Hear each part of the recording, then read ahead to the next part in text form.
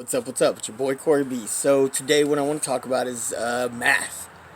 Uh, this is something I've known for so long that so many people have a conflict with, people struggle with. They have this like this wall, this barrier. Things get in their way and they believe that they don't understand math or that they can't understand math. The reality is that there's so many things that people don't understand, that I don't understand, that you don't understand. It's like you've got to embrace the things that you don't understand if you want to grow and progress. And math is such an important foundation of you growing your business and just being being being able to thrive in your own life, not just in your business. I mean, mathematics is important. It really is. It's a foundation in so many things that we do. You being able to balance a budget, you being able to just take care of things. Like, if you're growing a business and developing a business but you don't have an understanding of mathematics, how are you going to know where your money's at? This is something that's just kind of touched me as of recently, because I follow multiple different business minded and motivational forums and stuff, just because, I like to get things from other resources just to kind of keep me on my toes and to keep me motivated and inspired as well. We all got to do that. We all got to continue to lift each other up. And as I do that, I've noticed that some of these places that are supposed to be, business minded or motivational, they've commented negative comments about mathematics, and I'm just like, how is it that these places of all places are still on that mind frame of commenting negatively towards math? Like, we've got to get past that. We really, really do, as individuals, as a society. Like math is not a bad thing, and math is not scary. People tend to get intimidated by things they don't know or don't understand, and math is just one that people are just like, well, I don't need it. I don't need it. You do need it. You use it every day, whether you even realize you use it, like almost instinctually. You use it.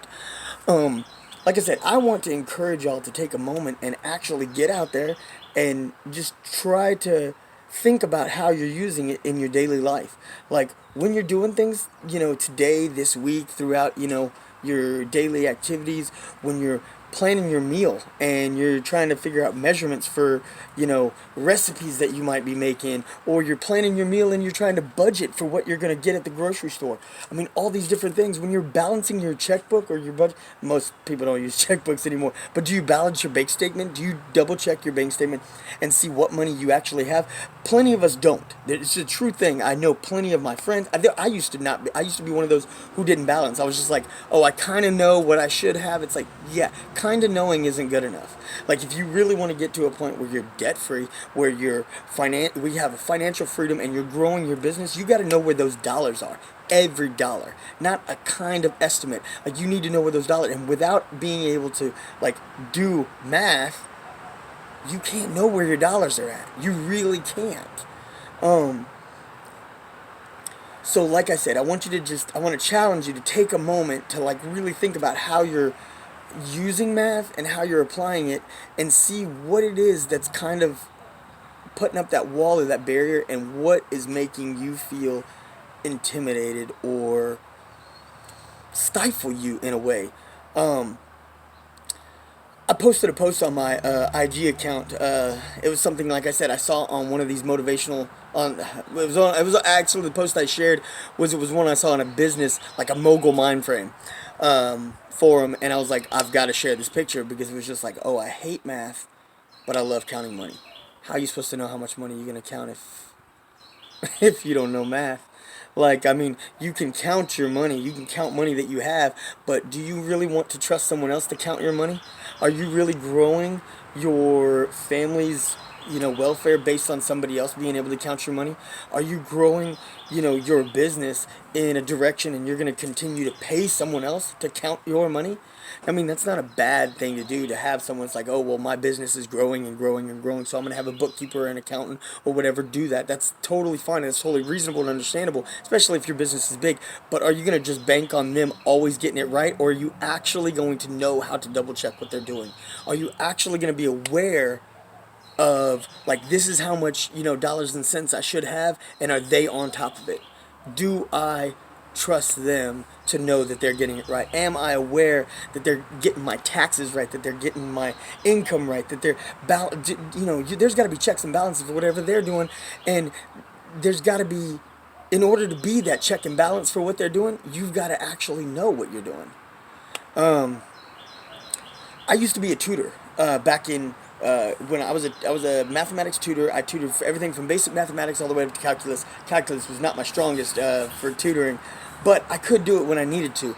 But the reality is that I tutored, and there was so many students who came into the learning lab that I worked with, that I sat down with, and they said, "Oh, well, I don't understand this, and this is something I just got to get my degree."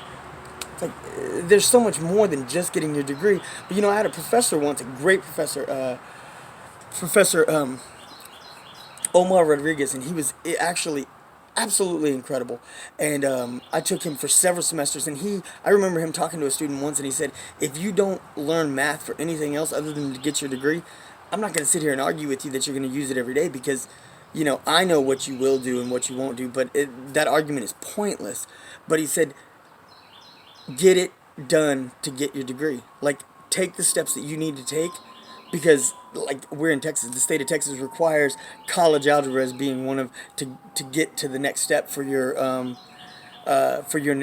degree plan. And if you need it for your degree, if you need it for your business, if you need it for this, that, or that, use the tools that you have to use to get where you want to get, but actually, like, learn the skill to use those tools. Math is a tool. Math is a skill. It is something that will help you. Alright, I don't want to sound like I'm nagging on you, harping on you, or like just giving you a hard time, but trust me, there's plenty of resources out there to help you be better at it, and what you got to do is you got to find the right one. You got to find the right resource, the right friend, the right tutor, the right teacher, the right person or way that's going to help you connect these dots, just like with anything else, just like learning to play guitar, just like learning a foreign language. All these things can be done, and if you really want to learn them bad enough, and you really want them to help you succeed and be more prosperous and more just successful in different areas, then just be willing to take those steps and take that time to learn that skill, and just find the proper resource that's going to help you get it done. Alright, that's enough for today, or at least enough for now. So until next time, it's your boy Corey B. Go ahead and give me a like. Whether you like math or not, give your boy a like. Give your boy a like. Hit that subscribe button. Ding the bell and get your notifications.